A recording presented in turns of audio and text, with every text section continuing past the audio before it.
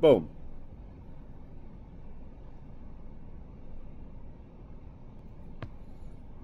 Hello and welcome back to Calculus 1, section 2.6, continuity.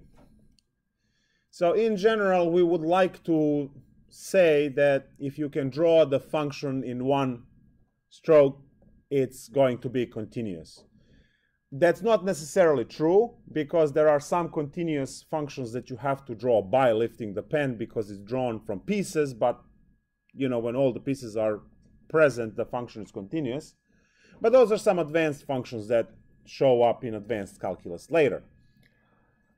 For most of the time now, understanding is that, you know, if you have a continuous line that is not interrupted in any way, you would say it's a continuous function.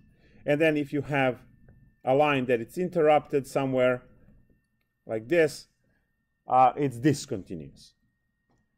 You also know 1 over x graph, you know the tangent graph, you know some of these discontinuous graphs, and then you know x squared and x cubed and so on, sine x, that are continuous. So we would like to give concrete mathematical definition of the whole idea of continuity, and look at a few examples and learn some theorems and so on. So we are going to start with continuity at the point. So we define the continuity at the point, and then using continuity at the point, we are going to define the global continuity for the entire function from there.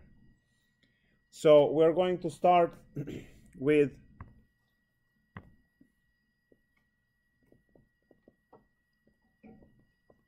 continuity at a point.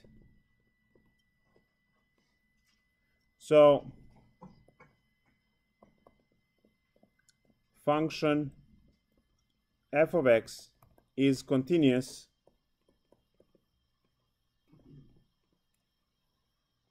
at x equals a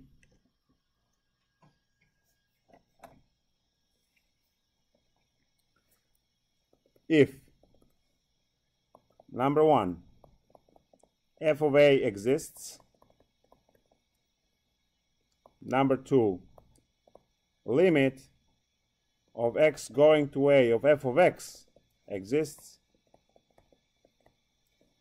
And finally,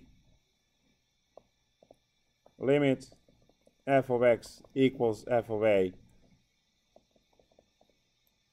So all 3 conditions must be satisfied in order for us to have a function to be continuous at a point. So we start by observing a very simple case. Say f of x is equal to 3x plus 5, and we want to see if the function is continuous at, let's say, x equals to 2.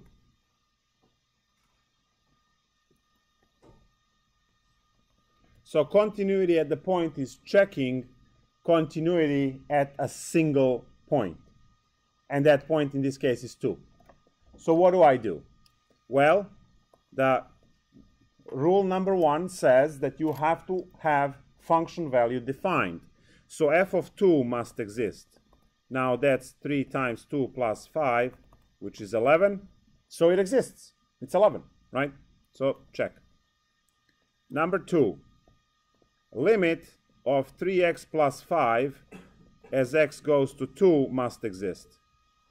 Well, now if it's something crazy, you might have to do algebra, chart, or graph or something. Which way you do this limit, that's up to previous sections. This section is telling you that you have to take the limit. So this is a basic one where you can just plug in, and we also get 11. And the rule 3, we see that 11 is equal to 11. So it passes all 3 rules. So yes, f of x equals 3x plus 5 is continuous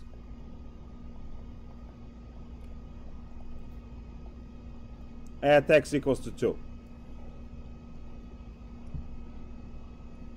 So this is how you do these problems for continuity. You check if the function value exists by plugging the value in. You check if the limit exists. That could be done by algebra, could be done by chart or a graph, could be done by checking the left and right limits. So whatever method works from the previous sections, you will use that method to figure out number 2. And then number 3 simply says if the first and the second line give the same number, then the third number, the third case there holds, which means all 3 hold in this case. That means that this particular function is continuous at 2. Now we can check this for, let's say, f of x equals 1 over x at x equals 0. Is it continuous? The answer is hell no, because it fails on the first one, right? You try to solve the first one, which is how much is f of 0. You're getting 1 over 0, which is undefined, which means does not exist, which means continuity fails right away.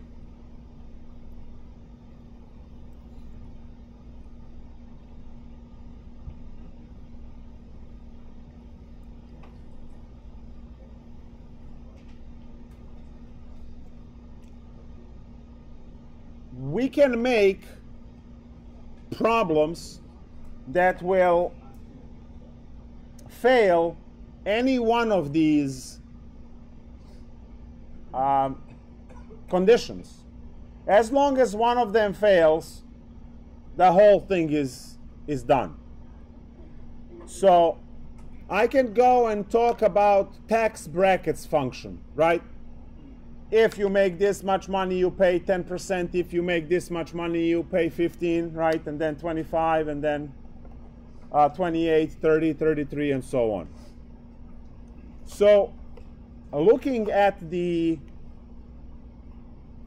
that particular piecewise function, I can create a piecewise function that says f of x is, let's say, 3 for all x's less than 0, and then it's going to be x plus 4 for all values greater or equal than 0.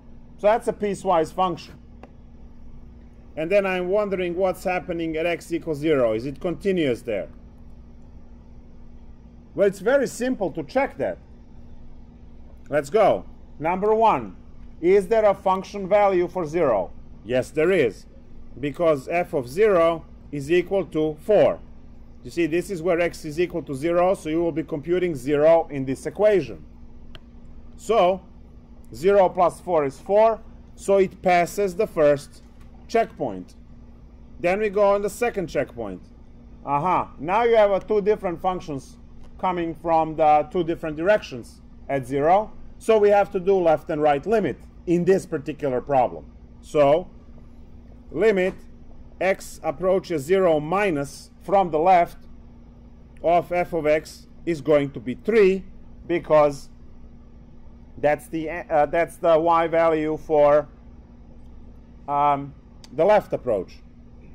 And now limit x approaching 0 plus of f of x is where you have a bottom line. So now when you approach from the right, you get 4, not the same. So what does that mean? Exactly, 3 not the same as 4, so limit does not exist. And that's where it fails. I don't even have to go to the third line, because obviously 4 cannot equal does not exist, right?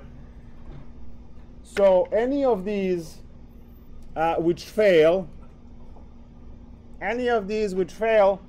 will ruin continuity. Now, when you're going from the bottom part where you said limit f of x approaching from the right, yes. how do you get the 4? Just trying to visualize it. because this is the equation that you are looking from approach from the right. Okay. So when you plug in 0, 0 plus 4 is 4. Gotcha. If you look at the number line, 0 is right here. These are the values that are larger than 0, and these are the values that are smaller than 0. Yeah.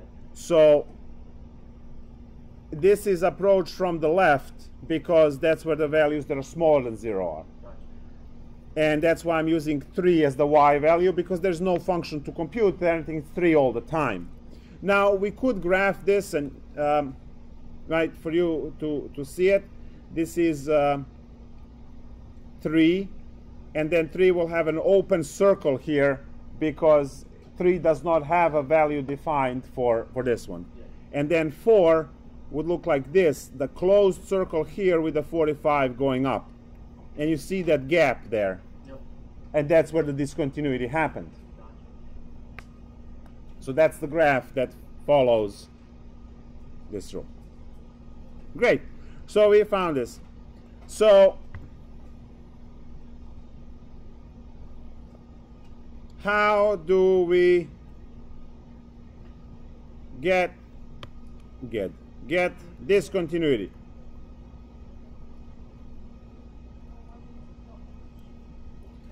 So we have 3 rules, right? By breaking any one of the 3 rules, function will be discontinuous. So now I'm going to draw some cases, and I will ask you to try and think which one failed, rule 1, rule 2, or rule 3. So 3 graphs.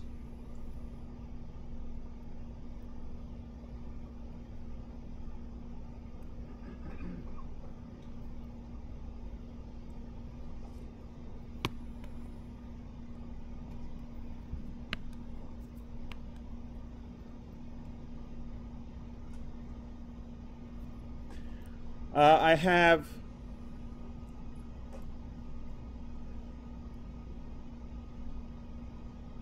this graph,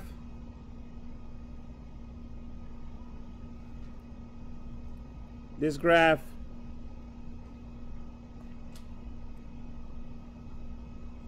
and that graph. So try to think, stare at it for a few seconds before you start yelling stuff out. And try to reason which rule failed.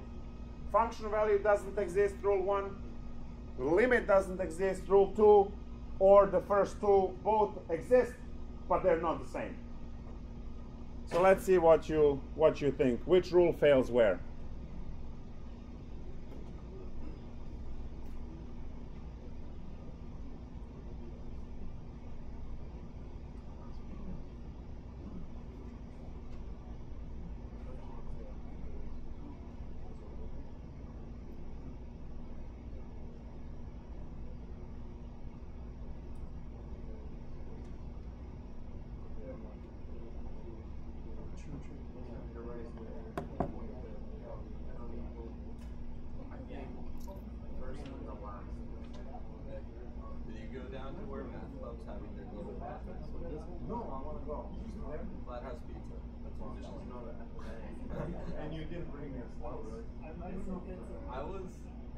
I barely got one. Do you know where we used to plug meetings?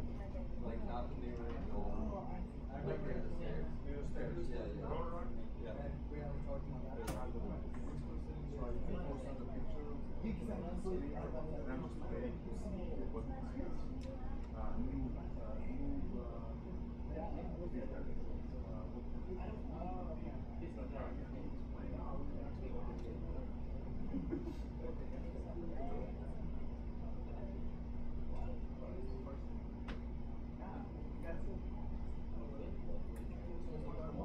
They will always find something wrong, no matter how hard it is. All right, so what's the first one? What fails on the first one? Rule 1, 2, or 3? Number 2. One fails. Over here. Rule number 4. There's no rule number 4. Number 1 fails. Nope. What? That's right. It's right here. F of A is right Oh here. wait, no. What's number 4? Which rule fails here? Rule number 3. Rule number 3. The first graph, rule number 3 fails. So for first graph, guys, here is your F of A. This is your F of A, right? Right there, exists. So rule 1 pass. Limit exists, it's here. So rule 2 pass. Rule 3 fails because these 2 points are not on the same y level. So this is where L is, and this is where F of A is, and they're not the same. How about the second graph? Rule 1 fails. No function value, no F of A. Good. And by process of elimination, right? Number 2 fails. Rule 1 passes because here is your function value F of A, right? So F of A exists, but the limit does not exist, so it dies right there. So rule 3 fails on the first, rule 1 fails on the second, and so on. So now you can rearrange them if you want there or so, but There's no limit. you know, there's no limit, right? Because limit from the left is whatever that is, 4, and the limit from the right is 3. Oh yeah. They don't match, yeah. So limit dies. So this is how the function gets to be discontinuous. Continuous functions are important. You don't want to drive on a discontinuous bridge. It's not healthy, all right? So that's the part of continuity, right? Continuous road, continuous motion, continuous force application, time is continuous, right? All of that kind of stuff is there. So now we understand continuity at the point. The function value has to exist there, the limit has to exist there, and they have to be the same. Once we understand how to either have or not have continuity at the point, we move on to global continuity, which is simply defined through the point continuity. If the function is continuous at every point of its domain, it's globally continuous. So that's the next major theorem. Global continuity.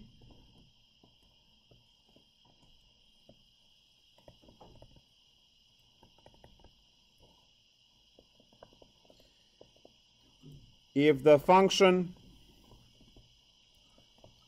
f of x is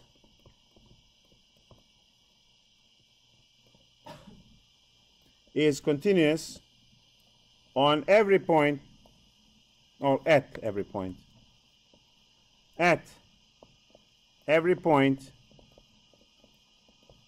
in the domain, then the function is globally continuous.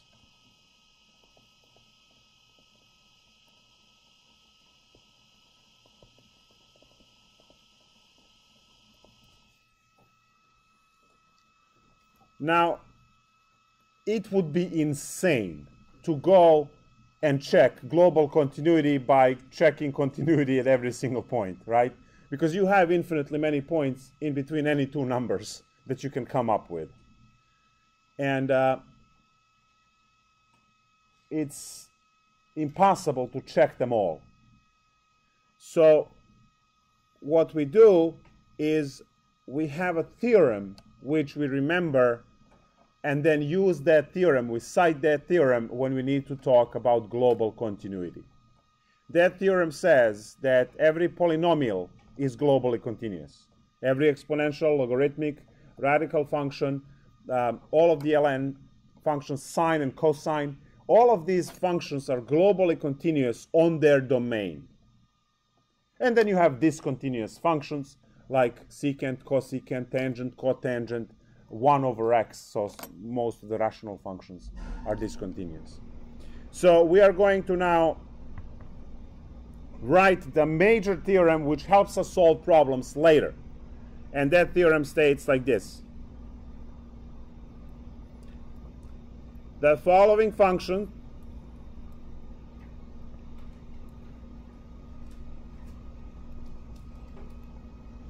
are globally continuous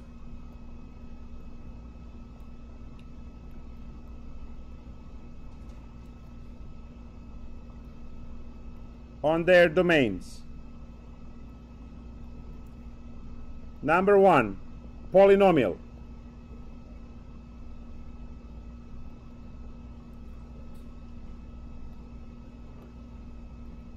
So any polynomial function, whether it's x to 100, x to x squared, whatever. Number two, sine x and cosine x. Number three, exponential and logarithmic functions. Number four, radical function, like a square root of x, cube root of x, and so on. So radical function.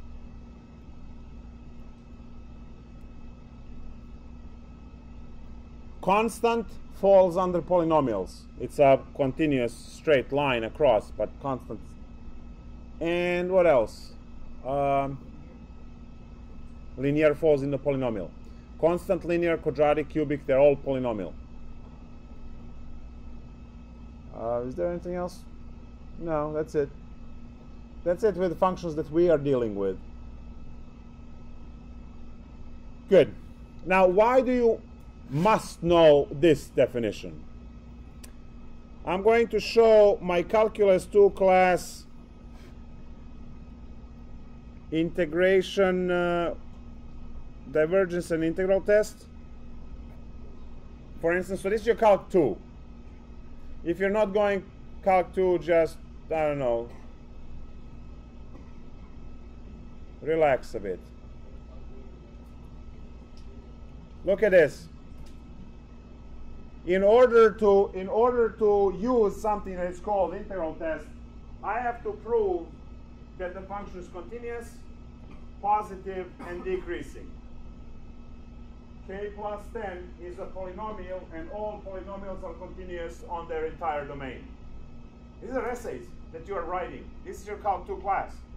So you have to remember that these particular functions on the list are continuous functions, because you are not going to check infinitely many points one by one to prove they are globally continuous. If you are not able to show continuity, you can do your future stuff. So that's why I said, you pay attention and deal with this now, so later everything else is easier.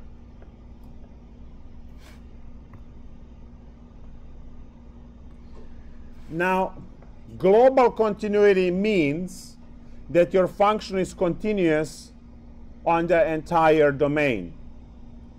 Functions can also be piecewise continuous, because you might have a discontinuity at one point in the graph, but the function will be continuous everywhere else. Frequently, in the section which I showed you, you have to consider 1 over x function, but it will be considered on the restricted domain 1 to infinity. So you actually have to be very mindful of the domain on which you are you have to be very mindful of the domain at which you are observing continuity. So if I put f of x is equal to 1 over x, and we draw the graph for it for the 5,000th time,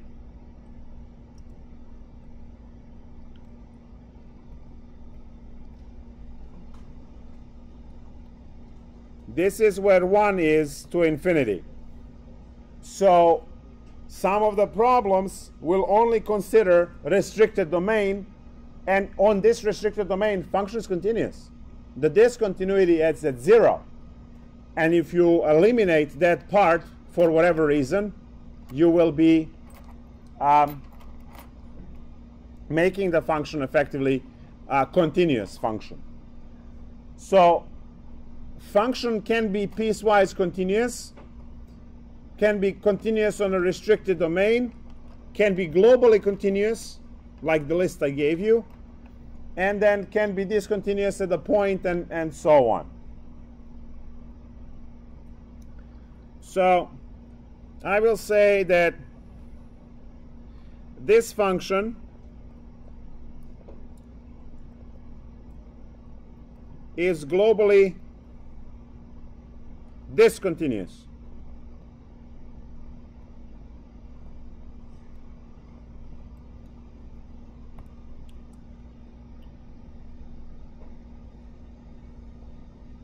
But it does have two continuous pieces.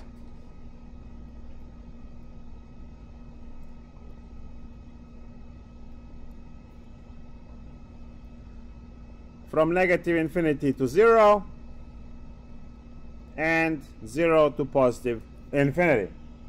So there are two continuous pieces on that function, and then there's one discontinuity at 0, which is the reason why the function is not continuous globally. Does this make sense? Yeah, of course, right? It's math.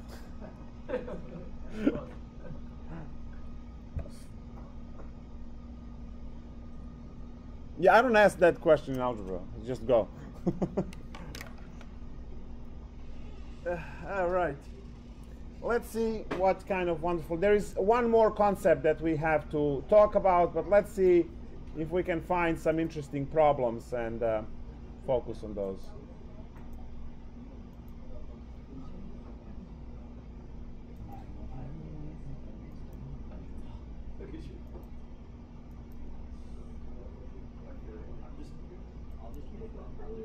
I've been trying to like work out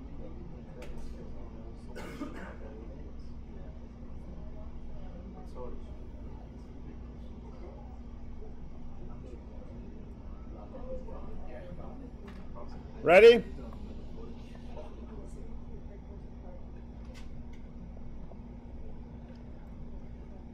So check if this function is continuous.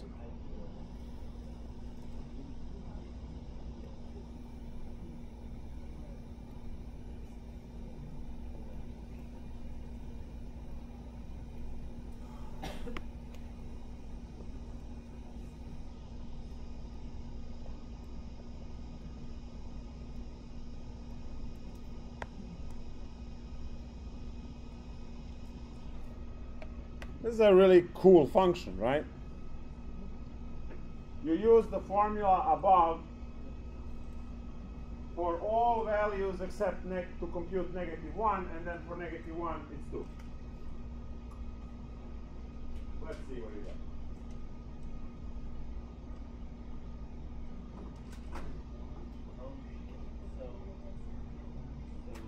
Yeah, talk to people around you.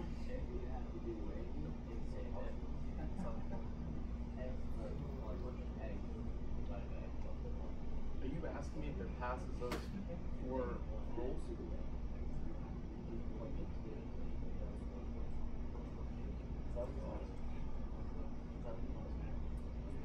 Yeah. Is he asking for those rules?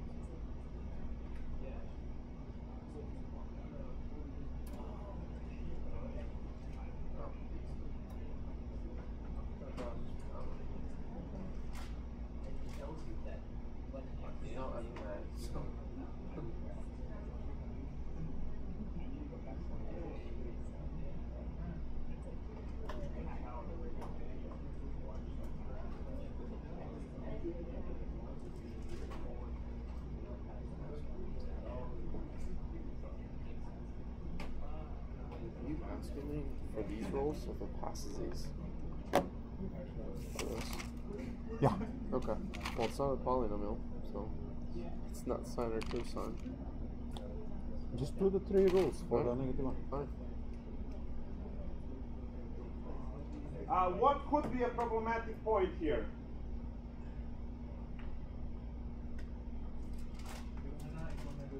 -1. So check continuous. This is a 3-rule problem, right? Check 3 rules at -1. That should be quick.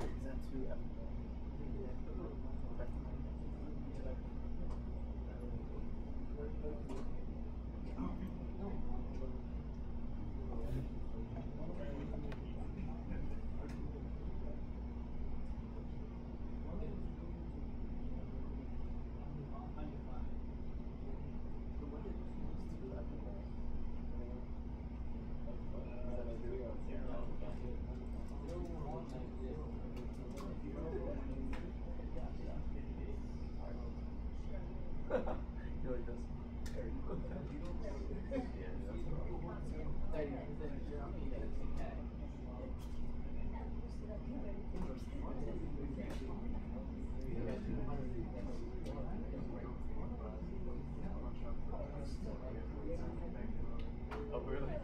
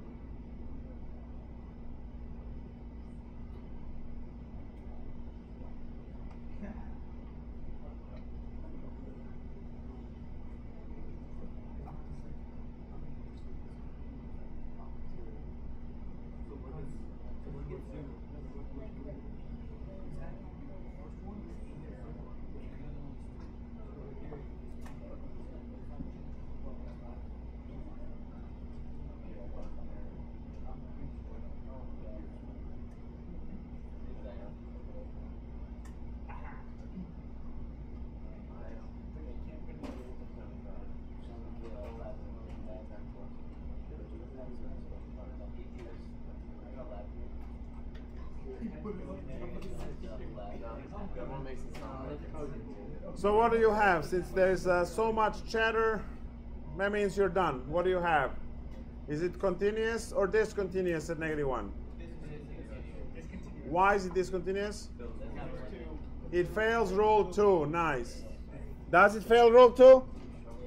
Or rule 3?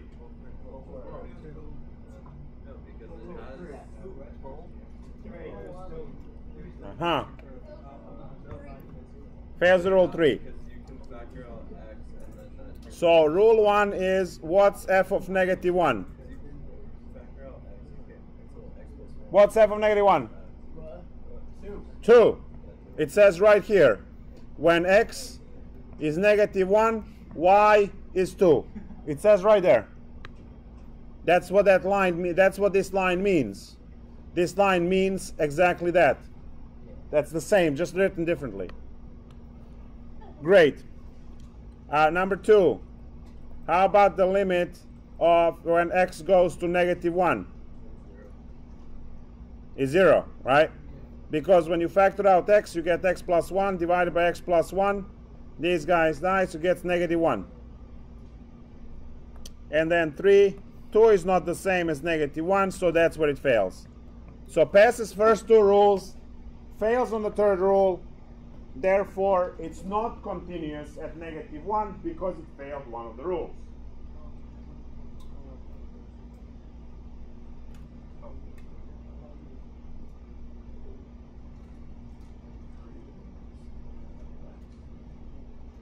Green?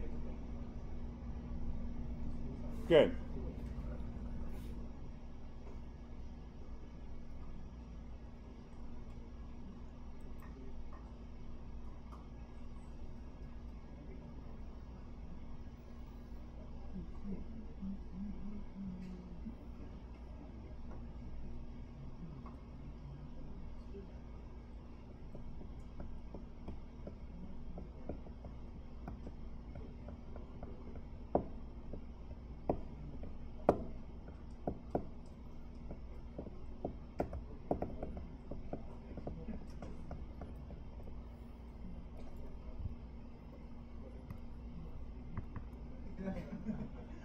Next example.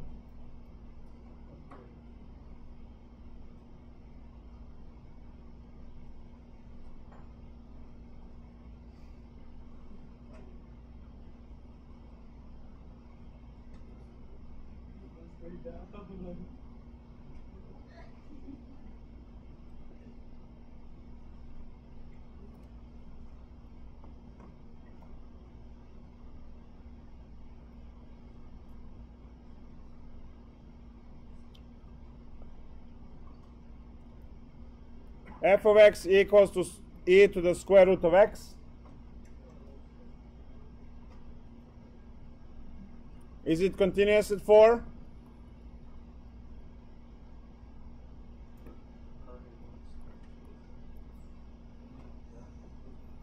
Is it? Yeah. Why? That's an exponential. But you have a root x up there. That's okay. That's okay, huh? Okay. So yes, it is, right? It's composition of continuous functions. We said in the theorem that radical function is continuous. We said that the exponential function is continuous. So this better be continuous, right? We put everything on a pile. You have to be careful in certain cases.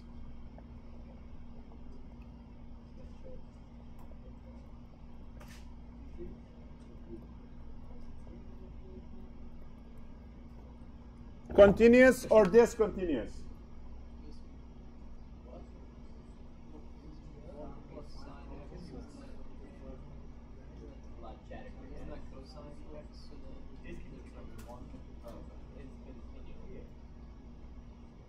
All right, think about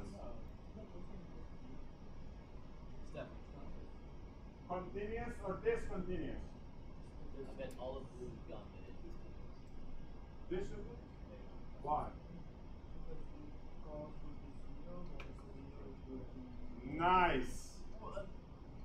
It's discontinuous because anytime when cosine is 0, which is at pi over 2, 3 pi over 2, 5 pi over 2, 7, n pi over 2, right? Anytime when cosine is discontinuous, or cosine is 0, you get the vertical asymptote. Now, if you split this into two fractions, what do you get? You get cosecant plus tangent. Both are discontinuous, right? Cosecant and cotangent. So this problem here kind of masks this thing that you have all continuous functions on a pile. You do have continuous functions on a pile. One is a straight constant line, which is continuous. Sine is continuous, cosine is continuous. What messes everything up is this division, right? Now, is that always going to make discontinuity? Hell no. Because I can make functions that now following this recipe, right? I have to say not continuous because cosine x equals 0 at what? Pi over 2, 3 pi over 2, so 2n minus 1 pi over 2, right? Now, observe this, guys. As I said, individually, each one of these functions was continuous, but when put together because of division, it turned out to be discontinuous because cosine could be 0. But look at this. F of x is equal to 3 plus x squared divided by e to the x. Right? You have division, right? But why is this okay? Why is this always continuous? No sign of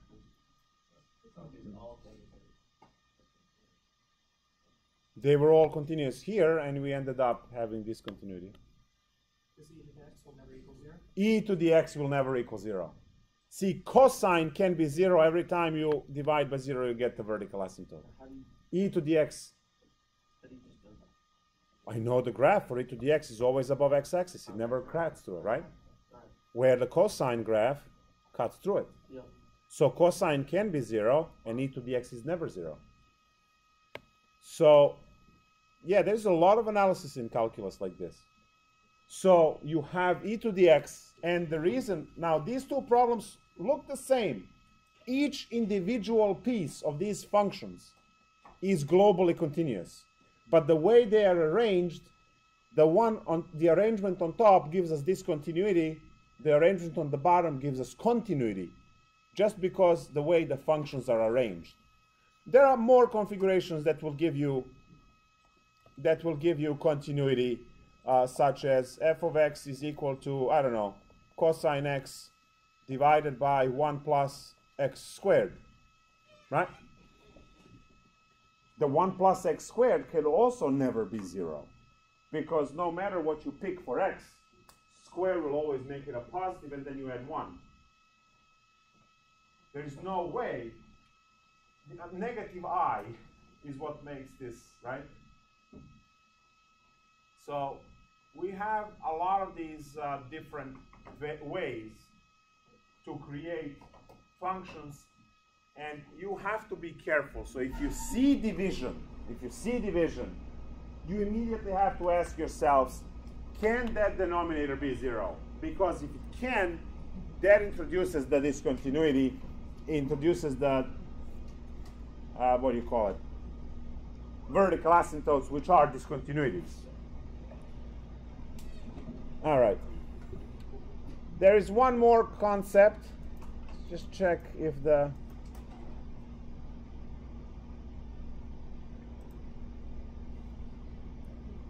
yeah.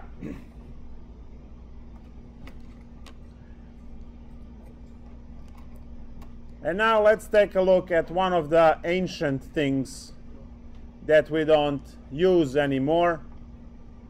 It is featured on your lab, so you need to know how to do this, at least to do that problem. Should have some stuff for on your homework as well. The intermediate value theorem.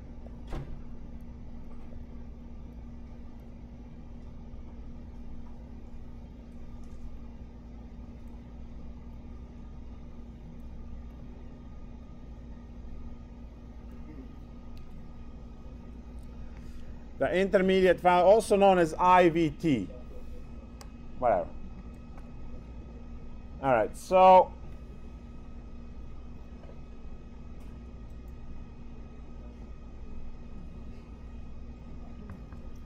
there are stronger versions of this, like the mean value theorem, coming up in chapter 4, which has some really important ramifications. This one is extremely important from standpoint of understanding equations in general and solving equations. But given the computing power and algebra and everything we have today, we really don't have to use this anymore. You can use this to get the root solution to technically any equation. And for those of you who patiently watched that video yesterday while my computer was being fixed, you've seen that the skills today are on how to use things rather than, right? So maybe you want to write a computer code on your free time as soon as possible that will implement this algorithm here. Just to kind of get into that framework and thinking and so on. So what is happening here? The intermediate value theorem states, I'm going to do it in blue because, as I said, it's not a major thing now. It is a major thing, but we're not going to use it in this class. So suppose function f is continuous on interval a to b, and L is a number strictly between f of a and f of b. Then there exists at least one number c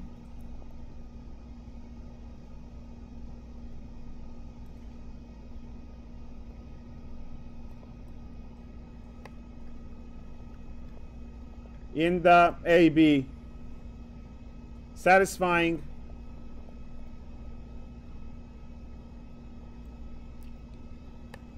f of c is equal to L. This allows us, this is how important this is. This allows us and guarantees that that equations have solutions. Equations are our equations that we use to build things. So this is insanely important. But we don't use it to solve stuff anymore. Now, how does this work in the eyes of the equation? Look, we know that equation is going to look for the x-intercept. That's the answer to your equation. When you say your quadratic equal to 0, like ax squared plus bx plus c equal to 0, what you are looking for is the intersection of the parabola you have and x-axis. And then the two solutions you get will be x1 and x2. So now, look what happens as the value crosses the x-axis. If I have A over here and B over here, so that this answer could be C, you see how for this particular example f of A is negative and f of B is positive. So because f of A and f of B are, one is positive, one is negative, and 0 is in between them, that guarantees that the solution is there somewhere. So what you can do is you can start in some domain and keep computing, observing that one of these needs to be negative, one of these needs to be positive. As soon as both are positive or both are negative, you are computing in the wrong spot. So I'll give you the example. It takes forever, but it's a valuable exercise. So let's find the root for something. Let's say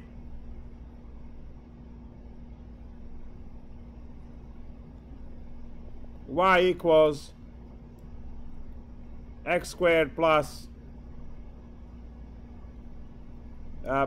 x squared minus 3.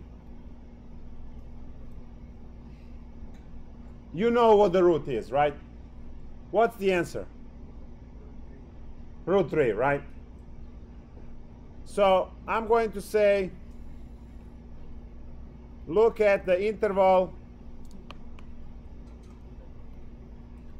1 to 2. So when you're looking at the interval 1 to 2, this is your A, this is your B. Your f of A is 1 squared minus 3, which is negative 2. And your f of B is 2 squared minus 3, which is positive 1. Observe that this one is negative, this one is positive, which guarantees that the root, which is equal to 0, is in between. So because of this, yes, we have a root in 1, 2. Now you cut it in half. Test 1 to 1.5. Test that one. So what are you going to get? Well, you already know that f of A, which is 1, is negative 2. And now you're going to compute f of 1.5.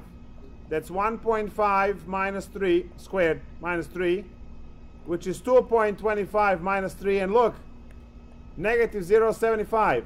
This one is negative, this one is negative. Both negative. Root is not there. Well, if the root is not there, then it... So look what we know. We know that the root is in between 1 and 2, and we just figured out that the root is not between 1 and 1.5. So where is it? By process of elimination.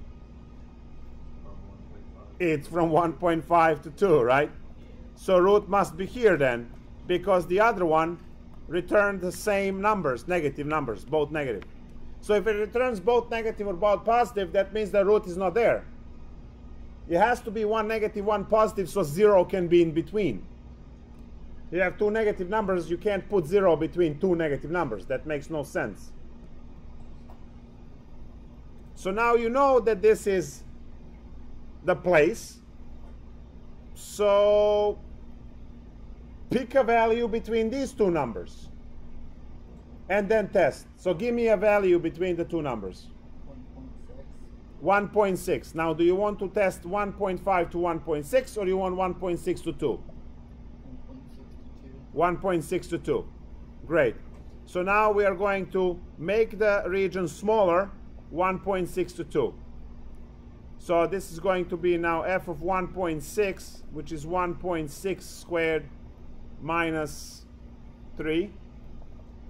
1.6, 16, 250, 256. Yep. So that's that. And we also know that f of 2 is 4 minus 3, which is 1. Look at that. 1 negative, 1 positive. So you win. The root is in here. So what's the next number you want to pick? 1.6 and 1.8. 1.8. Okay. So 1.6 and 1.8. We already know that f of 1.6 is negative 0.44. What's 1.8?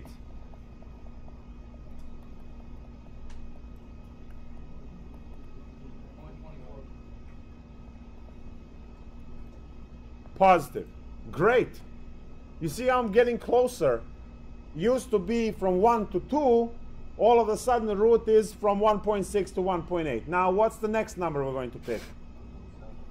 1.7. So what do you want to do? 1.6 to 1.7 or 1.7 to 1.8? 1.6 to 1.7. Awesome. In this case both are negative, so we are failing.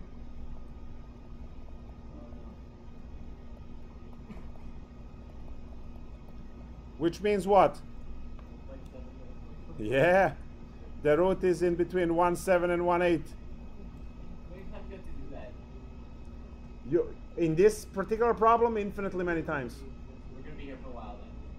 Oh no, this is, you just get up to the precision, because look what you have now. You know that your answer starts as x equals 1.7. You already know that. Now, keep adding decimals. 1.7 to 1.75. 1.72 to 1.75. 1.73. And then you finally find that the 3 is the next digit. And you keep doing this, going next digit, the next digit, the next digit. You can come up with whatever precision you want with this. Okay. But it's really time consuming. It is very time. What we have today, you push square root of 3 in the calculator and it pops up right away, 1.73, blah, blah, blah. You just chose 1 and 2 as just your estimate. No, because I know that the root 3 is between those two values. Because think about it. The root of 1 is 1, the root of 4 is 2, root of 3 has to be in between. So between 1 and 2. So all these clever ways of doing these things from old times when there were no calculators. Guys, just 50 years ago, there were no calculators. Okay? 50 years ago, there were no calculators. And just 20 years ago, well, 20 years ago, maybe 30 years ago, there were no readily available computers. And 10 years ago, there were no tablets. So all of this that you are enjoying and stuff is fairly new, which is why education is so ridiculously bad today. Right? Because education is not matching the development that we have in technology, so we are still doing things by hand, slow, and we are not reaching with education as high as we should to train you for the jobs that are out there now. what you are doing in calculus class today is the same thing you did in calculus class 100 years ago, where the tools did not exist of any kind. You had to do everything by hand, and you had to do this by hand if you wanted to find the root to the 5th decimal precision. That was it. All right? So what would take you 2 hours, at that point, it would take you now 5 seconds, well, not even 5 seconds. But then how would you find out what, say, 1.8 is squared? 1.8 times 1.8 cross 8 times 8, 64. That's why it takes 2 hours, right? So that was intermediate value theorem. There is one or, I believe one, but maybe 2 questions on your lab regarding this stuff. So take a look, rewind the video, and keep or watch the older stream with a different example, me doing the same thing from last class, last semester, and that semester before. And that's it for today, guys. Exam is coming up. Your quizzes are open and going online. Don't miss those. What section? Tomorrow we do 2, 7, and the lab. A lot of lab time tomorrow. So the first quiz is due tonight? Yeah, first quiz is due tonight, midnight. The second one opens tomorrow, 6 a.m. Every day, one quiz. And it closes the same day.